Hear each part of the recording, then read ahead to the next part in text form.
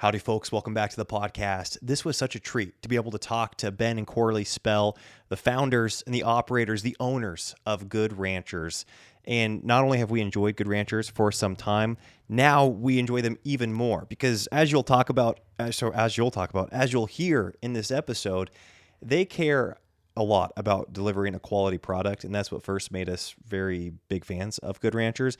But then hearing their story, hearing their faith, their story of faithfulness, how the Lord's provided and continues to provide for them, and how they really are working as unto the Lord, not just in their business, but in every aspect of their life, in their marriage, in their parenting, and the way they're impacting their community and beyond their community. And even as they're currently battling some really, kind of scary health a scary health crisis in real time. And so it was really inspiring and really encouraging to hear from this awesome Christian couple who care about family, they care about marriage, they care about living out their faith in a practical way. And since I'm talking about Ben and Corley Spell from Good Ranchers, I'm going to let you know we've got a link below where you're able to get some pretty cool perks at goodranchers.com. In fact, when you use our coupon code, which is Voetberg. VOETBERG.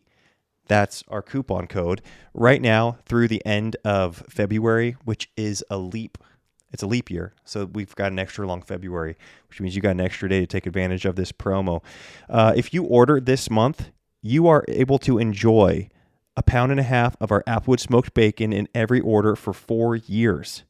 That's insane. Wait a second. Was that right? It says free bacon for 4 years until the next leap year. That is insane. I didn't read this until just now. That's crazy. Pretty cool. Yeah, that's 72 pounds of free bacon they will send you just for being a subscriber. That's over $900 of free bacon value when you subscribe for any box today and use our code, which is Voetberg.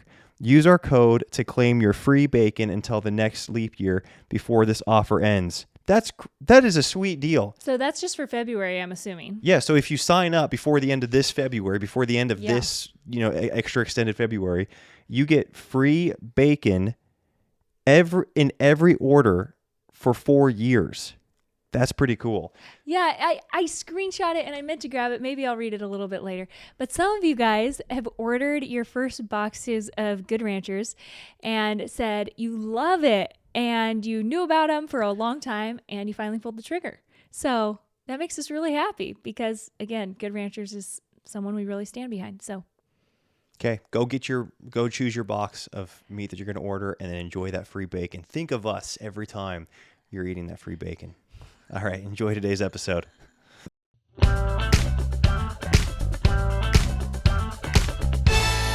Now That We're a Family podcast. Well, Ben, Corley, thank you so much for taking the time to be with us today. There is so many aspects of your story that I can't wait to hear about, and I'm sure there's plenty of parts of your story that we're not going to have time to get to. I already gave a brief introduction as to who you are, but I'm curious in your own words, not what your bio says online, but right now, when you guys bump into an old friend, that you haven't seen for 10 years, and they're like, Ben, Corley, what are you up to? What's the answer, from your mouth these days? Who are you? What are you up to these days? Okay, that's a great thought. That's a great way to phrase that question of, wow, how much things can change in 10 years. That's for sure. Yes. And that's what I would answer. Well, that's what I do answer if and when I run into those guys. 10 years ago, not even close to thinking what our life would be like, or what my life would be like. Thoughts? Yeah. First of all, thanks for having us on the show. Super excited to be here. Ben and I got married 8 years ago. Yeah. Something like that. And he was a worship pastor. So we met at church. He was a worship pastor. And so we had like this whirlwind romance, like from meeting to engaged and married was like 6 months. When you just know, and so I was like, okay, I'm going to be a pastor's wife. Like, let's do this. Right. And then it just took like a complete right turn from there. And here we are with the meat company and 4 babies and all the things. But yeah, the in-between's really good though. Yeah, yeah. I mean, people think all the time that when I tell them that I heard God say, that God said start a meat company, and we went and did it. People just naturally assume, yeah, well, you must have really been into grilling or smoking meats or agriculture, and when I go, no, I had literally never cooked a steak before in my life. Like Well, I was not, I had never. I'm telling on myself here.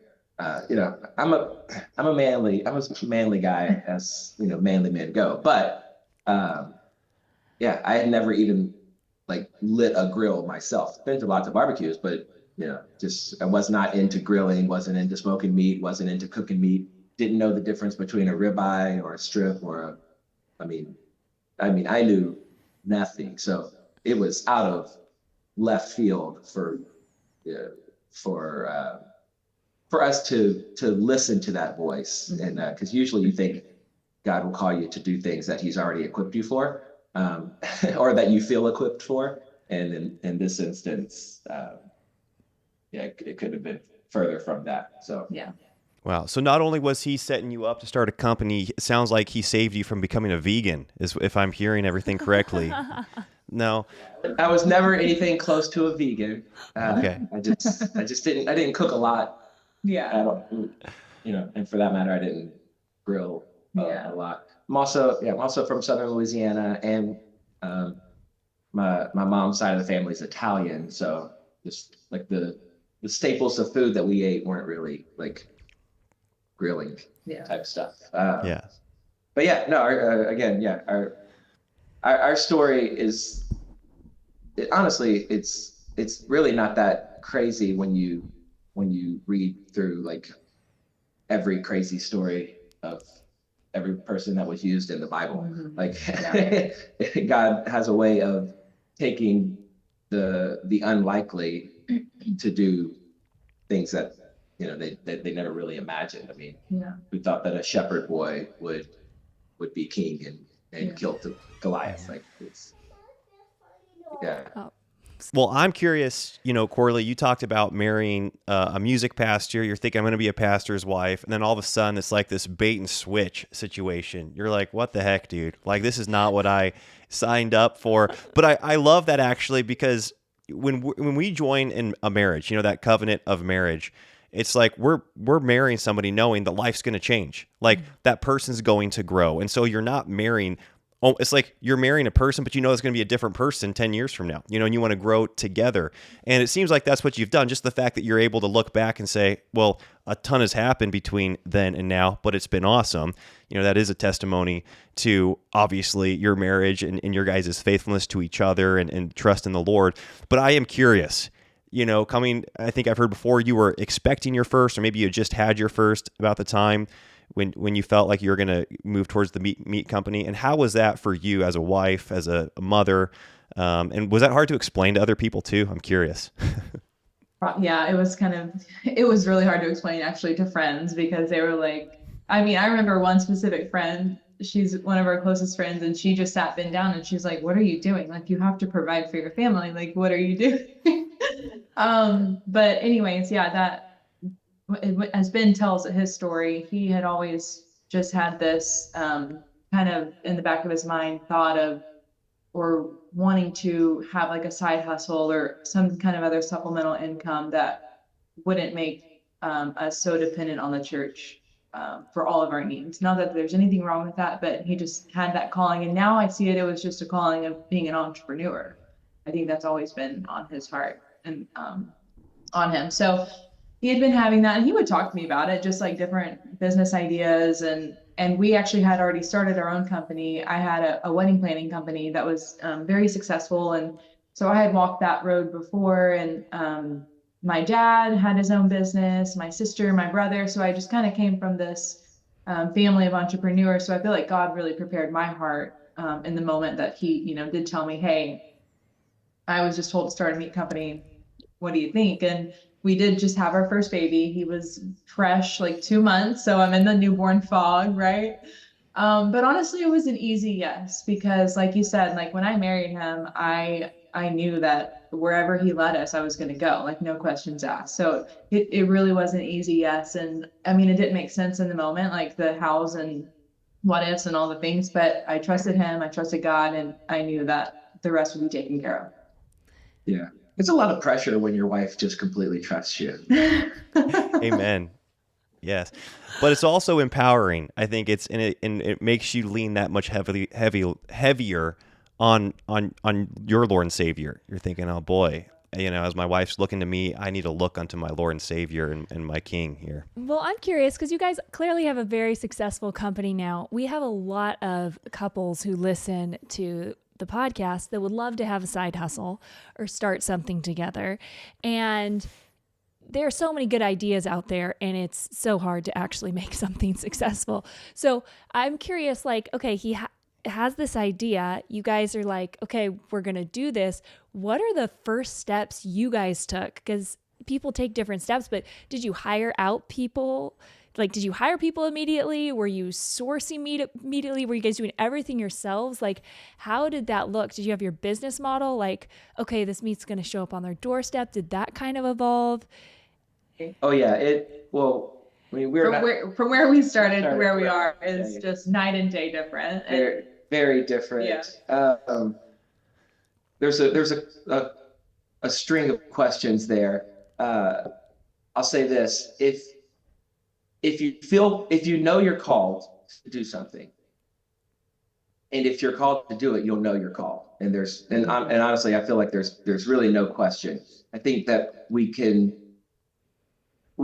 let fear make us question when God tells us to do something, but in your heart, you know that God's speaking to you. And sometimes we'll let fear push it down, but in your heart of hearts, you know when it's God.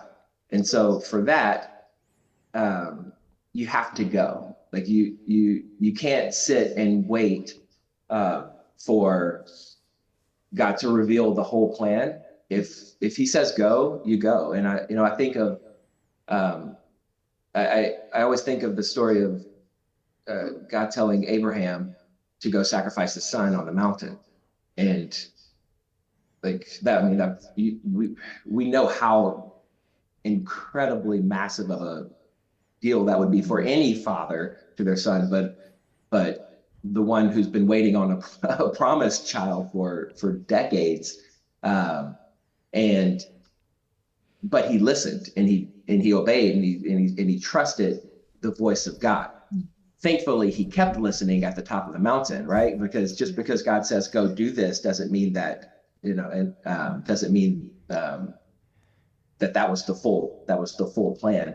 And I think so many people get hung up on how to start or afraid to start or what to do. And I'm a firm believer on if God called you to do it, take the step, start walking, and he's going to go before you. If God called you to do something, he goes before us and he prepares the path. So start walking and keep listening as you're walking. And for us, that's what we did. And and even like there is fear, like of course there's fear, there's unknowns, and we're humans, we can't see the future, but I mean, like, do it scared, right? Just do it. Just even if it's baby steps, just do whatever those baby steps are. And eventually your steps are going to become bigger and bigger. And, he's just going to open all the doors for you.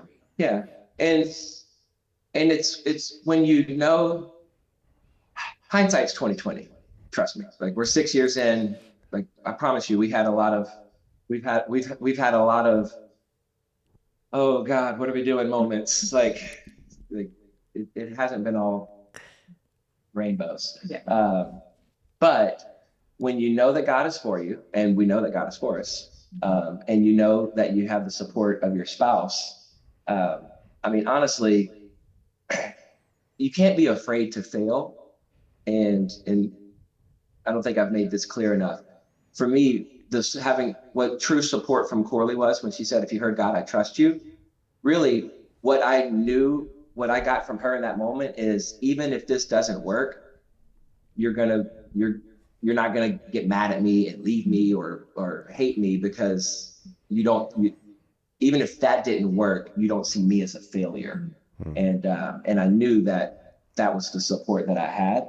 So I wasn't afraid to fail. I mean, we wanted to be successful, got to provide for the family, like uh, definitely put as much of a business plan as I knew, as so many do, down on a napkin and go, okay, well, I mean, honestly, for the first few years, it was like running a lemonade stand. I'm like, okay, if we can buy this much meat and sell it for this much, whatever we have left, that's called a surplus. Yeah, and to answer your question, it was just us in the beginning. I mean, it started with Ben just sourcing whatever meat he could, which is not the best quality because we just learned so much as we got into the industry. But yeah, I was selling meat out of the back of a truck in the parking lot. he was, and I was running our social media and all the things at home with the baby, Yeah. So we just did it, we just made it work and did it. Wow, there are so many cool things that you just said that were really encouraging to me. I mean, even Ben, you talking about when you had the support of your wife, it didn't give you peace because you're like, well, now I know that she thinks I'm going to be successful and she's excited because, we're going to be successful entrepreneurs. You knew at that point that even if you failed, you had the support of your wife. She loved you, she supported you, and that's an empowering place to be at in a marriage on both sides. And I often joke about, like with God's mathematics, you've got like the Father, Son, the Holy Spirit, and you're like, man, they are one, but they're three. And then two become one. It's like a man and a woman become one. And when you are aligned, when you are united, it's not like your efforts are doubled. It's like the math gets supernatural all of a sudden when a husband and a wife Exponential. Yes, exponential, and it's so cool to hear that on both sides. I want to go back to really quick. You mentioning not knowing anything about the industry. Were there like things early on? Because I mean, I look at what you guys are doing now, and it's such a blessing, not only from like a convenience standpoint, a price standpoint, but the quality standpoint. And more people have become more educated over recent years. But even going back, like you said, 6 years ago, there wasn't as much, curriculum out there or information out there to educate yourself. And so were there some like aha moments where you're kind of like, wow, I never knew? And if so, what were those? Well, yeah, it was in about a year and a half in. Again, knowing nothing about agriculture, when we decided, let's start looking at are there any conferences or something that we can go learn about meat and learn more about? And got online and I found the North American Meat Conference. And I was like, of course there's a North American Meat Conference. And so went to that, and then that really opened my eyes to the industry and to so much. And then that's when I learned. It was around that same time that we actually learned that almost everything we were selling was imported, and we had no idea. Yeah. And we were being told that it was like from farms in the Midwest. Like that's what we were being told, and because there's no transparency at all in the meat industry in the U.S. Like there's no country of origin labeling law for beef or for pork. It can come from anywhere in the world, and it can have an American flag sticker and say product of USA on it while it's being sold in the grocery store, at Whole Foods, all the HEB, Kroger, you name it. It can have an American flag sticker, have a USDA inspection on it, and be from Mexico, Brazil, anywhere in South America, anywhere in the world, anywhere from Australia to New Zealand to Asia, you name it. So when we realized that, we went, whoa, that's weird. And so it was right around, 2018 was our first year, 2019 was the second year. That's where we really started kind of learning and about sourcing different things. And then in 2020, we drew a line in the sand and we said, you know what? We are only going to source from American farms and ranches. And then more importantly than that, we really got on a quest for clean sourcing, ethical sourcing. And we said, we're only going to sell what we would eat and what we would bring into our own home and eat into our own home. We don't want to be selling something online to other people and then going to Whole Foods and buying or all organic or something. And we said, and so, yeah, it sounds really basic, but that was our plan. We said, let's just build a product list that we would want to eat, feed to our kids, feed to our friends. And that's what we started sourcing and doing, and just saw massive success from there. Even in naming our company in the beginning, like we had no idea That we would be what was to partnering come, with you Farms know? and Ranches. We had no idea. When we named it Good Ranchers, we did not know what that was going to, the gravity of that and what that was going to mean, you know? So it's just super cool what God has done. Yeah, we thought that we've jumped around on the story, but so I apologize for that. But we really thought that this was just a stepping stone, because again, I thought I was in ministry full time, and I thought that this was God going, hey, run this meat stand for a couple of summers, and that's what it was. It was what it was. It was a tent. It was a tent in a parking lot selling meat, just like like a farmer's market. Yeah, and so I thought we would do that for a few years, and that would like be able to save some money, put some money aside to either plant a church, start a church, do something back in ministry. And I will say this, like being in full-time ministry from the time I was 19 into my early 30s, like I was very much a part of the church bubble. And I am, by the way, I am pro the church. We go to church every Sunday. But I said this to say, I do see, having been full-time ministry for more than a decade and now being an entrepreneur, I think that we miss it. The church misses it a little bit on how important it is to have Christian businesses, and how important it is the ministry side of Christian business owners and the power that a business can do. And we started saying this a few months, we've been living this for years, but we really started saying this a few months ago, that we're for profit for purpose. And you don't have to be a nonprofit to have a purpose. You could be for profit and for purpose. And we need more Christian business owners. I had this conversation with my pastor a few months ago, and I feel like we need more Christian business owners than we need more churches. We need churches, don't get me wrong. But as a business, we get people for 40 hours a week on minimum. And we also get to support causes that we do make money, and we can take that money and then put it behind causes that we support, like things like Turning Point USA, or shows like Ali Stuckey, or Live Action. Wow. Yeah. Yeah, I mean, hearty amen to all of that. And, just in you saying that, I think of when you even put it in that time frame. I love how you broke down most people are at their place of work for, on average, say 40 hours a week. And you're like, talk about a place of ministry, a place of life happening, the word of God going out. You think about having the word of the Lord on the tip of your tongue when you're in the workplace, or if your boss is somebody that is honoring to God, he's submitted before the Lord. Talk about a place of growth in your faith, and Christ being magnified and being made much of, and the gospel going out. And I think about that too, because we, of course, yes, we love the church. I love that there are men that we are able to support to, full time minister to people with studying the word and preaching the word, and discipling and counseling. I'm so grateful for that. And obviously it's a huge part of the church. But when you just look at the church and you think, boy, if we're only thinking that we're Christians when we're inside the four walls of where our church meets, and we're not elsewhere, then we're doing the church a disservice, first and foremost, and we're not actually living as Christians. Like you said, you are a Christian businessman. You are a Christian business. We are a Christian family.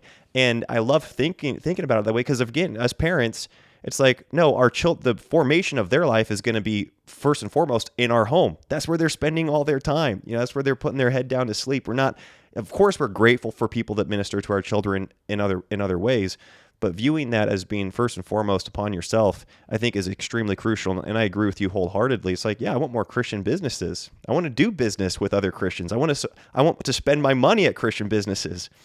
Yeah, because even like as parents, you know, you don't really think about this until you have kids, but you're like, oh my gosh, when they grow up, like, where are they going to work? You're like, Chick-fil-A is kind of the only option, right? Like, we need to have more Chick-fil-A type places, you know, to have for our kids to work at. Yeah, you guys, you guys, I guess meat, you know, that's the industry you want to Yes. be in. Chicken, beef. Or Hobby Lobby, you know, Yeah, there you crafting. go. That's another one. So I'm curious, you guys are having kiddos this whole time, and that brings in a lot with health and with your energy levels. And I don't know how your pregnancies were, but how was that when you're trying to support the business, Corley, and you're pregnant? Because, yeah, I'm just curious. For sure. So we had our first baby at the end of 2017, and that's when we launched the business was, you know, very early 2018. And then basically like every 16 months we'd have another baby. And so that was really tough. When I look back, I'm like, how did we do that? It was, I mean, we could not have done that without Yeah. Last God. year was the first year since starting the business that you weren't either pregnant or having a newborn. And Yeah. that was nice. Yeah. It was a nice break. And like, you know, in the beginning it was just us, so it was fine. We were working at home. But then as we started growing, we started hiring. And so at one point in our very first starter home, you know, it was like 3 bedroom and like a little dining room. And so we'd meet in the dining room and we had like 4 employees that would like come to our house. And then we're like having 2, 3 kids. And so it just got very tight. Yeah. Yeah, so it was interesting, but looking back, I mean, fully only did it because of God. Like he sustained us, and my pregnancies were great. They were, and thankfully I didn't have any major issues with that. So I always felt good, and my deliveries were pretty smooth too. So yeah. Yeah. I will say this though, we um, we had help because we sought help, and we didn't have we never had this like, oh, we got to do it all ourselves. Like Yeah. um, we got help early on. Like we started hiring people early on. So many people are afraid to hire people, or afraid to yeah, let go of some things, and we knew. And I read the book Rich Dad Poor Dad years ago, and the part that really changed me, or that helped me so much, was he said that so many people think they're starting a business, but all they do is create a job for themselves. And so I just really took that to heart. Okay, if I'm going to start this, I have to, like, I don't want to just create a job for myself. I need to, every element of it has to be able to be duplicated and given to someone else. And we just keep building off of that. And Corley was massive in helping with that part, because delegation is a spiritual gift for her. Hey babe, take out the trash. Oh, that's great. I'm also curious. You say you're selling your meat out of a van or a truck or a tent, or I'm not sure, but Sounds it's really bad when you say it out of a van. yeah, the slaughterhouse on the corner there. But yeah, like farmers market, maybe more style. And then was delivery always a part of your plan, or did that just happen? Yeah, it was the plan was to sell it online eventually. Let's to get online and sell meat online Okay. eventually. There's a pretty hard barrier of entry in perishable goods space. Yeah. Um, and so the plan was to do that eventually. COVID happened in 2020, and that made us go, we got to get online now. Like that sped up the plan. And Yeah. and so we launched at the end of 2020, going into 2021 online. We were still selling, we still had trucks and stuff at the same time. And then we shut all the trucks down in 2021, went fully online in 2022. And that's really like the business, what it is today, really started in really into 2021, 2020, 22. Yeah. Like what we were before that. I mean, we were really just figuring out learning so much, kind of just Yeah. building the roots. And yeah, but And now we're fully online and have been since 2022. yes, Yeah. Wow. And how did so long ago, but so not long ago. Yeah. you guys have scaled so fast? I'm curious, going from in person to online, how did you bring your audience with you? Like, did you guys, or were you starting fresh? Did you just have an online audience, or was there some way you kept track of those customers in person that you were able to bring with you? Well, yeah, we were building a customer base Yeah. with the trucks. And that was the plan. We'll go Yeah. around, we'll go to these metropolitan cities, and we'll blitz the advertising, and we'll build a base and eventually start selling online. Yeah. So we had a really strong base when we launched online. Um, And on social media too, like, you know, getting those customers in the funnel as well. building the brand. Yeah. Those first few years. So it wasn't like starting from scratch, starting online. We had a strong base, but we're even with all of that though, we are 180-degree different of a company, of how we run, how we operate, how we source. Yeah. Today versus Mm-hmm. then. But again, when you look at it now, it seems it's pretty complex, but it was just one step. It's how you eat an elephant, and it's just one bite at a time, and just Yeah. And whenever we went online, we knew that we needed to reach different audiences. And so one of the categories that we really dove into was the Christian conservatives. And so, like, who was Charlie Kirk? Charlie Kirk was like our first podcast that we sponsored, and then Ali Stuckey was right after him, and we just saw like massive growth with them. Like, the audience just really resonated with our brand, our messaging, our values, and so from there we just kind of built on that. It's been really fun to do because we get to support people that we love, you know? Yeah, that's so cool. Yeah, go ahead, Ben. no. I have a small soapbox. Okay. We did not set out to be a conservative Christian company where you could shop your values. That's just who we are. And here's my soapbox. Don't start a business because you're Christian or conservative and like want to sell your values. You have to have a product. Like, you have to have a product that's quality, and your values are an overflow. And so many people are using value or leading with values, and I'm fearful of that it's going to implode because it's the wrong. The first thing has to be, what service am I providing? What problem am I solving? And am I putting a quality product out there? And then like I said, your values should be an overflow of who you are. And for us, that was like, we didn't have this strategic marketing of we're going to market to Christians and conservatives. It's just who we are. So we wanted to support Ali Stuckey. We wanted to support Charlie Kirk. We were like, that's so we said, let's advertise with these people. Let's support these things.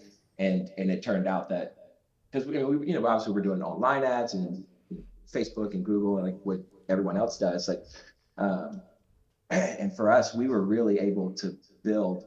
There was a number of years that almost all of 2022. Yeah, almost all of 2022 and most of 2023, we ran 0 Facebook ads and 0 Google ads. And when we tell people that, they're like, "Wait, what? How did you build this business?" Like, and it's such a testament to God saying, "Hey, start a meat company and follow me, and I'm gonna," because like, being able to build a brand and a business the size that we've built it, honestly, and not off of Google and Facebook. Like, we do run Facebook and Google ads now, but we built this not off of Google and Facebook. We built it off of honestly off of podcasts that we were that we wanted to support, Yeah. and shows that we wanted to, organizations and shows that we just wanted to support and be a part of. And, Yeah, that's really cool. Yeah, no, and we're grateful for that. And it's really cool to be able to have an alignment in values, like you said. And I love you pointing that out, Ben, because it's like it should go without saying that your values are going to inform how you do your business, which is going to then result in a quality product and in a quality service. That should be the expectations from Christians. Is if you're doing it as unto the Lord, it's like, yeah, you want to strive for excellence and all those things, and have that be, like you said, the at the forefront. It's like, well, yeah, of course we're Christians, and that's why we are, not cutting corners when it comes to labeling. Because I even go back to that part of your story. I'm sure that there is a conscience issue there too at times, where you're kind of like, oh, I see why these companies do this, why they throw that label on there, and why they import it from here. Like that all adds up, monetarily. I see why they're doing it, and yet we're Christians. We do things differently. There's a different ethic to how we do business, and hopefully that is seen in the marketplace with quality product and quality service. And I know it certainly is the case with you guys. Well, there's such a difference too when you're aligning with someone. Like, we loved Good Ranchers, what they stood for, what you guys stood for, just on your website. We didn't know that you were Christians when I first heard about Good Ranchers. I was just like, oh, this sounds like an awesome opportunity for great meat that aligns with our values. And then it was this icing on the cake to find out, no way, they're Christians? That's so cool. They've got 4 kids. That's so cool.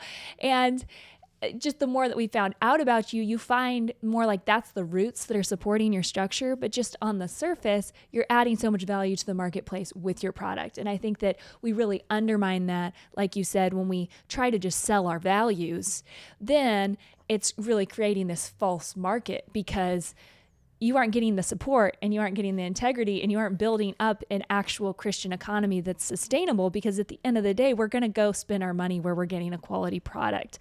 Maybe for a little bit, you can like fund someone where it's more of like a ministry, but it's more like an outreach that you're doing with your dollars versus like, oh, I'm stoked to be spending my money here and aligning with this vision. Preach the gospel, and if necessary, use words. Yeah. That's been, like, our heart has always been, a tree is known by its fruit. And if we have to boast that we're Christian, if we have to boast that, like, I'm probably a little bit more sensitive to it, like, just because coming from the church community, I never wanted to use Christ to sell. Like, I don't think that that's what we're supposed to do. I think we're supposed to show Christ, and we're supposed to live Christ. And that's why we kind of run around it before, like, but we don't have like a Bible verse or anything on any of our boxes and packaging and stuff. And I'm not saying that people that do that are just virtue signaling, but because they definitely aren't all doing that. But there is so much virtue signaling of, oh, look at me, I'm a Christian, and buy from us because we're a Christian company. And I'm really on this tangent, but again, I'm against that. I've got a lot of soapbox. I've got a lot of soapbox on it. Yeah, well, because it's happening so much, Yeah. and so much. And like, that's how you draw people into Christ, right? It's just like a little bit. If you just go all out and you're just, word vomiting all over them about Christ, they're like, okay. But, Yeah. you just let them see a little bit. And yeah, again, a tree should be known by its fruit. yeah. So, if you can't see it, if it's not evident in your actions, then that's the biggest. What am I trying to say? It has to be evident in your actions, not just in your words. So, done with that. Oh, we love hearing the soapboxes. I think it needs to be said too. Yes. Yeah. And that is something that, I don't know. I think there's a lot of value to sharing that. You guys have talked about some of you haven't talked about on this podcast, but just briefly before when we were talking about some of the hardships in your marriage, or Corley, some of your health challenges that you've gone through before, and you guys are entering into a new season of that again. Would you mind sharing with our audience what that is and why, you spoke to just being so confident and so faith-filled. And where did you always have that confidence? Were you guys always so aligned and like were unshakable in this? Or was there a time when you really felt like it rocked your world? Yeah, so in 2021, we were pregnant with our fourth baby, like newly pregnant, like 5, 6 weeks along. And then I went in for a routine dermatologist appointment just to get a skin check. Actually, I wanted him to go because I felt like he had some places that I wanted them to look at. He was fine. Turns out I was fine. I was not. So they found a melanoma, so they found skin cancer. So I got the call, you have cancer, I'm pregnant, I'm freaking out. They're telling me things like, oh, I'm going to send you to MD Anderson. They're going to want to test your lymph nodes to see if it's there. And I mean, I was shaken like to the core.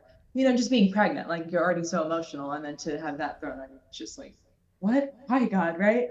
But I didn't stay in the why God moment. I moved on. And anyway, so we prayed about it. What should we do for next steps? They were recommending that we wait till I was in my second trimester to do the surgery and remove everything. And so we felt comfortable with that and we did it. The surgery was successful. They didn't find any more on my leg, but they did a lymph node biopsy and they found a teeny tiny bit in there, which was scary, but it wasn't enough they felt they needed to do any other treatments. And before we did this, I mean, they were having like really, really tough, scary conversations with us. Like, are you prepared to lose your baby? Are you prepared to have to deliver at 24 weeks so we can take the baby and start you on this aggressive treatment plan?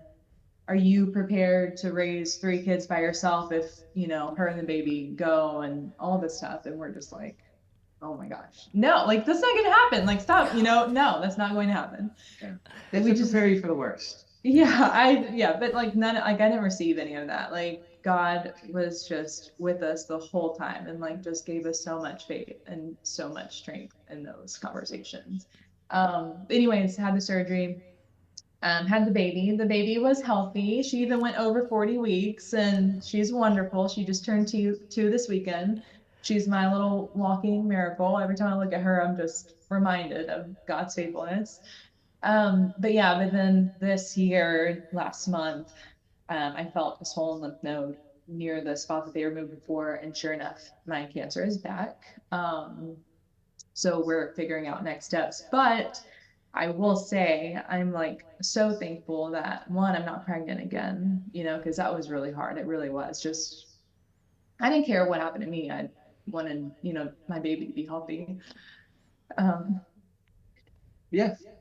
So, yeah, we're in the middle of the healing journey and making decisions on, there. Anybody listening to this, if cancer is such a, there is no one cure, and because there is no cure, and you have to do your research. You have to do like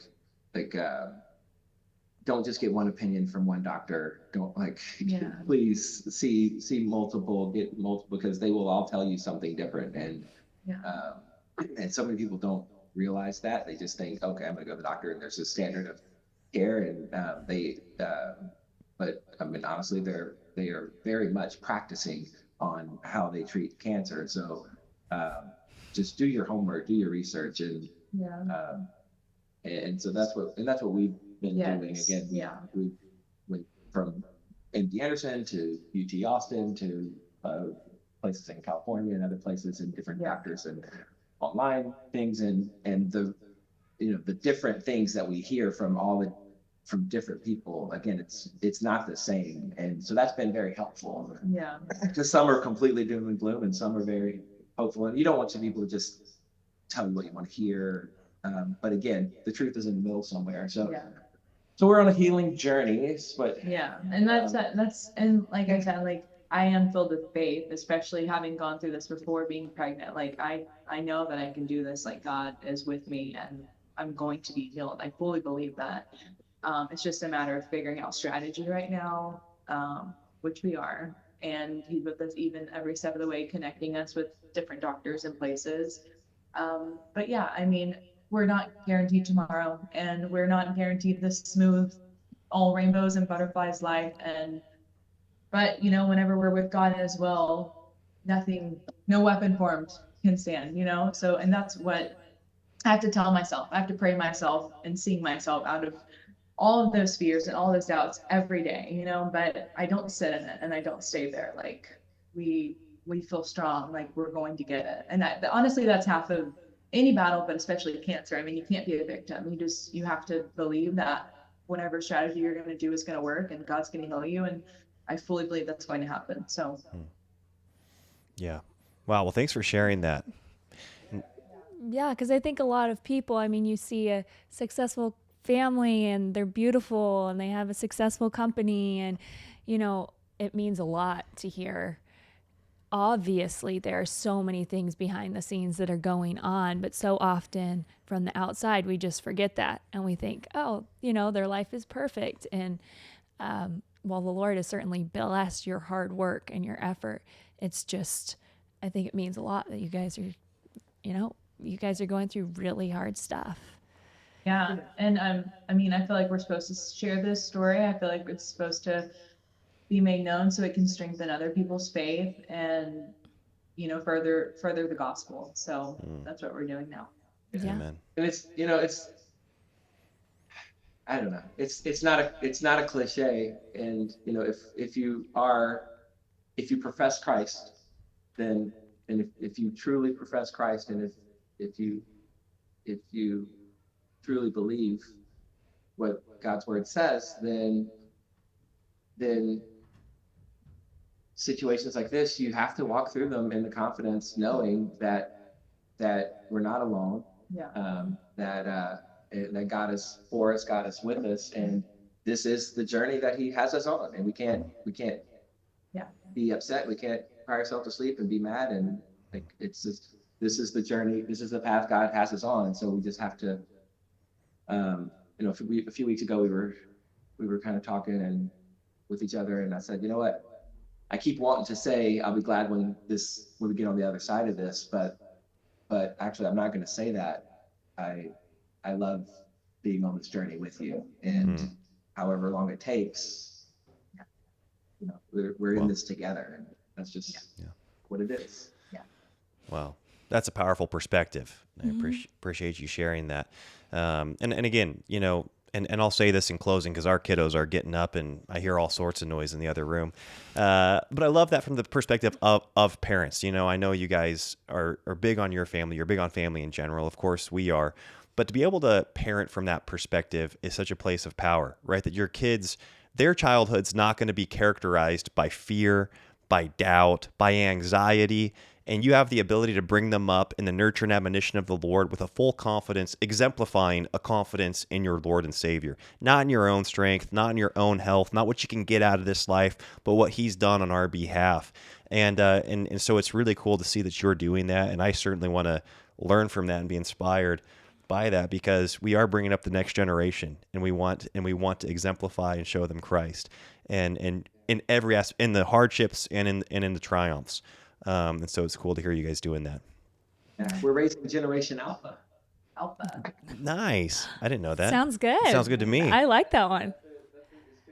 Yeah. Wow. Thanks for telling me that. Yeah. That's good. I'm excited. That makes me really stoked for our kids' spouses and stuff. They didn't get labeled some random letter. Yes.